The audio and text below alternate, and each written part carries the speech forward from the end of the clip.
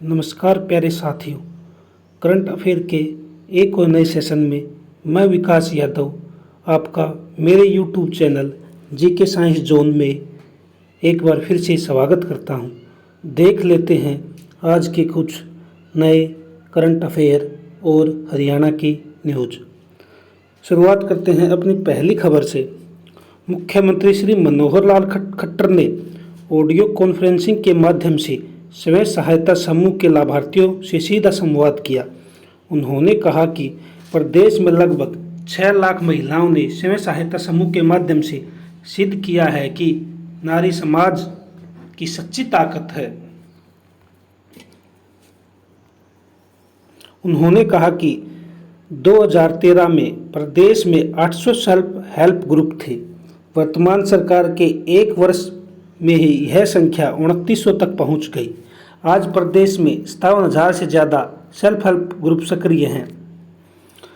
महिला स्वयं सहायता समूह को 5 लाख तक ऋण देने पर स्टाम्प शुल्क में भी छूट दी गई है। देखिए दोस्तों, 2023 में 800 सेल्फ हेल्प ग्रुप थे। वर्तमान सरकार के एक साल के अंदर ही इनकी संख्या 2900 तक पहुंच गई। आज की डेट में लगभग 57,000 सेल्फ हेल्प ग्रुप एक्टिवेट हैं। श्री मनोहर लाल ने कहा कि स्वयं सहायता समूह सरस मेले व मार्ट में भी अपने उत्पादों की स्टॉल जरूर लगाएं, वहीं अपने उत्पादों को ऑनलाइन बेचने की तरफ भी आगे बढ़ें। प्रदेश में सरकार ने 144 कैंटीन इन समूह को संचालन करने के लिए दी हैं। समूह द्वारा बनाए गए उत्पादों को राष्ट्रीय और अंतर्राष्ट्रीय पहचान दिलाने के लिए पद्मा स्कीम के तहत 1 ब्लॉक 1 प्रोडक्ट योजना को प्रोत्साहित किया जा रहा है। महिलाओं को सशक्त बनाने के लिए पंचायती राज संस्थाओं में 50% का प्रतिनिधित्व दिया गया है। मुख्यमंत्री ने इस अवसर पर सेल्फ हेल्प ग्रुप के लिए कई बड़ी घोषणाएं की। उन्होंने कहा कि भविष्य में राज्य में जितने भी राशन डिपो अलॉट होंगे उसमें 1/3 महिलाओं को दिए जाएंगे। फूड सप्लाई विभाग के जरिए पीडीएस का ठेका अलग सेल्फ हेल्प ग्रुप लेता है तो उसको प्राथमिकता मिलेगी। उन्होंने कहा कि पंचायत की जमीन या फिर तालाब का मछली पालन का ठेका अगर सेल्फ हेल्प ग्रुप लेता है तो उसे 10% की छूट मिलेगी। बस स्टैंड की दुकानें अगर ऑनलाइन की बजाय सीधे दी जाती हैं तो सेल्फ हेल्प ग्रुप के लिए 25% का आरक्षण मिलेगा। सेल्फ हेल्प ग्रुप को किसी सदस्य के परिवार की आय अगर 1,80,000 से ज़्यादा होती है तो 1 साल तक उनका राशन कार्ड और आयुष्मान कार्ड नहीं कटेगा। देखिए प्यारे साथियों, कल मुख्यमंत्री साहब ने सेल्फ हेल्प ग्रुप के लिए घोषणाओं का अंबार लगा दिया है। उनको हर जगह प्रेफरेंस मिल रही है। तो दोस्तों, यहाँ मेनली 2 चीज़ों का जिक्र हुआ है, पद्मा स्कीम और सेल्फ हेल्प ग्रुप। देखिए दोस्तों, ये दोनों ही जो टॉपिक्स हैं एग्जाम्स के लिए बहुत इम्पोर्टेंट है। एक बार हम देख लेते हैं पद्मा स्कीम क्या होती है और सेल्फ हेल्प ग्रुप क्या है, किस तरह से कार्य करता है, इसके क्या उद्देश्य हैं, क्या पर्पज सोल्व कर रहा है ये। तो देखिए दोस्तों, पद्मा स्कीम क्या है। Basically the program to accelerate development for MSME advancement now will offer innovative incentives like Padma, production linked incentive scheme, interest subvention scheme, Padma designing, branding, marketing and export promotion scheme। देखिए दोस्तों, mainly Padma scheme क्या है। इसमें आप product की marketing कर सकते हैं, ब्रांडिंग कर सकते हैं। इसमें संबंधित सरकार आप लोगों की सहायता करेगी। तो देखिए दोस्तों, अगला देख लेते हैं हम अपना topic self help group. Self help group स्वयं सहायता समूह क्या होते हैं। सरकार स्वयं सहायता समूह को प्रत्येक महिला की वार्षिक आय 2024 तक 1 लाख रुपए तक बढ़ाने का लक्ष्य लेकर चली है। सेल्फ हेल्प ग्रुप के बारे में परिचय कर लेते हैं। क्या होता है, कैसे कार्य करता है, किन आवश्यकताओं की पूर्ति करता है। स्वयं सहायता समूह कुछ ऐसे लोगों का एक अनौपचारिक संघ होता है जो अपने रहन सहन की परिस्थितियों में सुधार करने के लिए स्वेच्छा से आगे आते हैं। सामान्यतः एक सामाजिक आर्थिक पृष्ठभूमि से आने वाले लोगों का ऐसा स्वैच्छिक संगठन स्वयं सहायता समूह कहलाता है, जिसके सदस्य एक दूसरे के सहयोग के माध्यम से अपनी साझा समस्याओं का समाधान करते हैं। सेल्फ हेल्प ग्रुप स्वरोजगार और गरीबी उन्मूलन को प्रोत्साहित करने के लिए स्वयं सहायता की धारणा पर भरोसा करता है। इसके लिए क्या उद्देश्य हैं, किन उद्देश्य को लेकर सेल्फ हेल्प ग्रुप शुरू किए गए हैं। फर्स्ट देख लेते हैं, रोजगार और आय सर्जन गतिविधियों के क्षेत्र में गरीबों तथा हाशिए पर पड़े लोगों की कार्यात्मक अक्षमता का निर्माण करता है। सामूहिक नेतृत्व और आपसी चर्चा के माध्यम से संघर्षों को हल करना, बाजार संचालित दरों पर समूह द्वारा तय की गई शर्तों के साथ मुफ्त ऋण प्रदान करना, संगठित स्रोतों से उधार लेने का प्रस्ताव रखने वाले सदस्यों के लिए सामूहिक गारंटी प्रणाली के रूप में कार्य करना।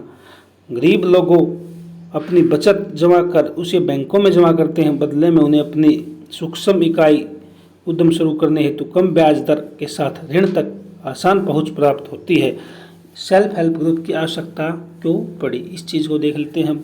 हमारे देश में ग्रामीण निर्धनता का एक कारण ऋण और वित्तीय सेवाओं तक उचित पहुंच का अभाव है।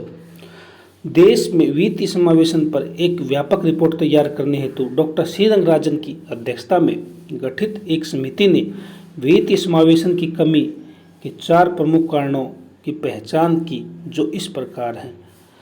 संपार्श्विक सुरक्षा प्रदान करने में असमर्थता, खराब ऋण शोधन क्षमता, संस्थाओं की अपर्याप्त पहुंच, कमजोर सामुदायिक नेटवर्क। ग्रामीण क्षेत्रों में मजबूत सामुदायिक नेटवर्क के अस्तित्व को क्रेडिट लिंकेज के सबसे महत्वपूर्ण तत्वों में से एक के रूप में तेजी से पहचान मिली है। वे गरीबों को ऋण प्राप्त करने में मदद करते हैं, इस प्रकार गरीबी उन्मूलन में महत्वपूर्ण भूमिका निभाते हैं। वे गरीबों विशेषकर महिलाओं के बीच सामाजिक पूंजी के निर्माण में भी मदद करते हैं। यह महिलाओं को सशक्त बनाता है। स्वरोजगार के माध्यम से वित्तीय स्वतंत्रता में कई बाहरी पहलू भी शामिल हैं, जैसे कि साक्षरता स्तर में सुधार, बेहतर स्वास्थ्य देखभाल और यहाँ तक कि बेहतर परिवार नियोजन। दोस्तों, ये एक नज़र थी सेल्फ हेल्प ग्रुप के किस प्रकार से ये एक्टिवेट हैं, क्यों इनकी आवश्यकताएं पड़ी, क्या उद्देश्य की पूर्ति करते हैं। तो आपने देखा जो स्वयं सहायता समूह थे उस पर एक विशेष टिप्पणी। दोस्तों, अब हम चलते हैं अपने नई खबर की तरफ, देख लेते हैं हमारी नई ताज़ा खबर क्या है।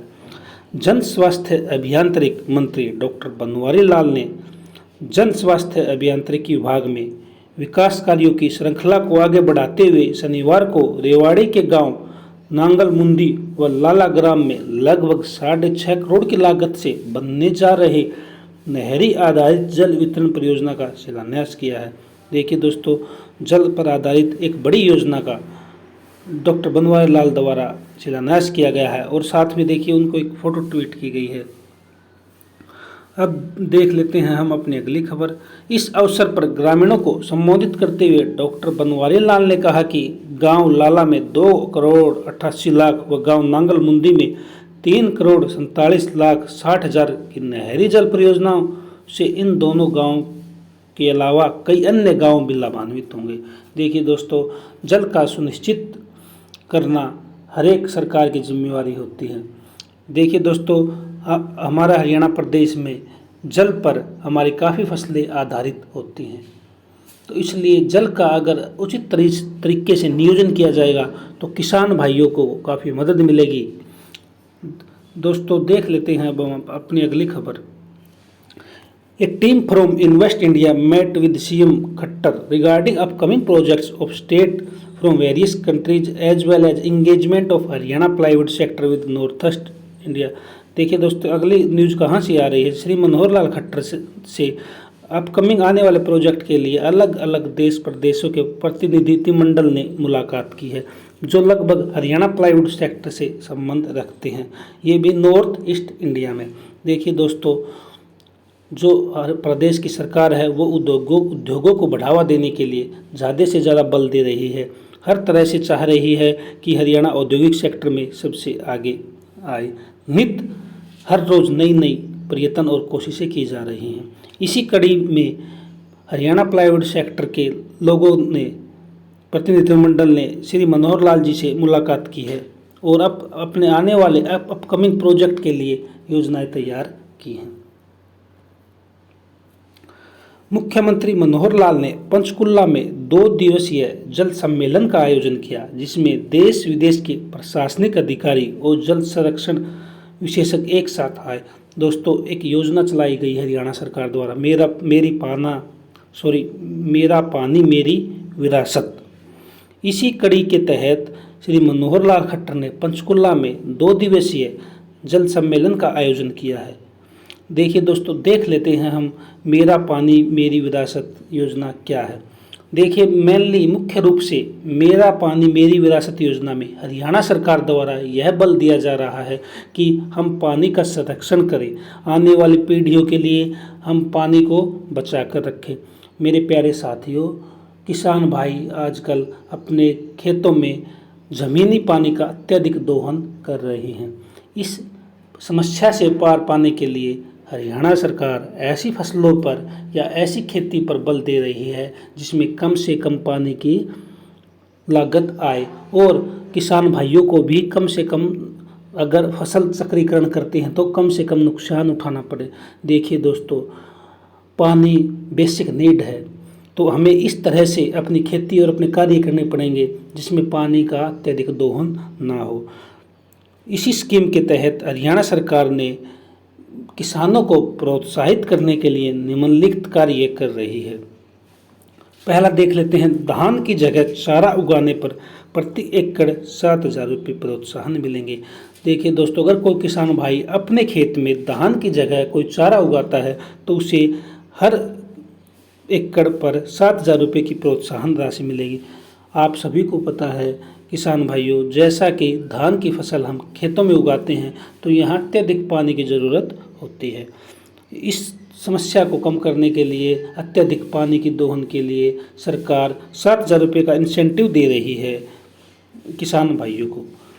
अगली देख लेते हैं, इस स्कीम के तहत क्या सुविधाएं दी जा रही हैं। खेत खाली रखने पर भी प्रति एकड़ 7,000 रुपये मिलेंगे। अगर कोई किसान भाई अपना खेत खाली छोड़ता है धान की जगह तो भी उसको 7,000 रुपये प्रति एकड़ देगी हरियाणा सरकार।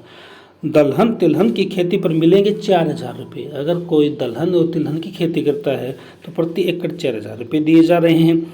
फसल विविधीकरण के तहत खरीफ 2021 के लिए भी स्वीकृति प्रदान की है। जिन किसान भाइयों ने 2021 में फसल विविधीकरण अपनाया था उनको भी सहायता राशि दी जाएगी। योजना पर लाभ लेने के लिए मेरी फसल मेरा ब्यौरा पोर्टल पर पंजीकरण जरूरी है। अगर कोई किसान भाई इन योजनाओं का लाभ लेना चाह रहा है तो उन्होंने अपनी डिटेल मेरा फसल मेरा ब्यौरा पोर्टल पर अपडेट करनी होगी या रजिस्ट्रेशन अनिवार्य है। योजना के लिए पंजीकरण करने के लिए अंतिम तिथि 15 जुलाई है।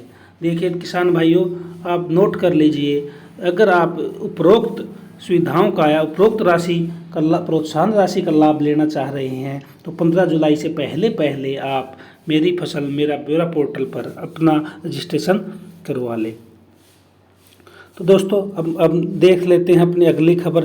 देखिए, श्रीमान मनोहर लाल खट्टर जो कि सीएम हैं, इन्होंने एक फ़ोटो ट्वीट की है अपने ट्विटर हैंडल पे, जिस पे लिखा हुआ है मिनिमम गवर्नमेंट मैक्सिमम गवर्नेंस के विजन को साकार करती हरियाणा सरकार।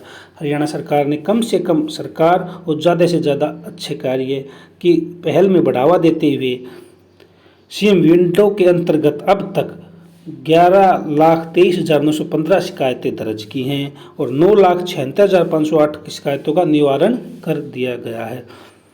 अगर आपको भी कोई संबंधित शिकायत है तो आप सीएम विंडो पे जा सकते हैं और वेबसाइट विजिट कर सकते हैं cmharyana.cell.nic.in या डीसी ऑफिस एसडीएम ऑफिस में भी सीएम विंडो काउंटर पर अपनी शिकायत दर्ज करवा सकते हैं।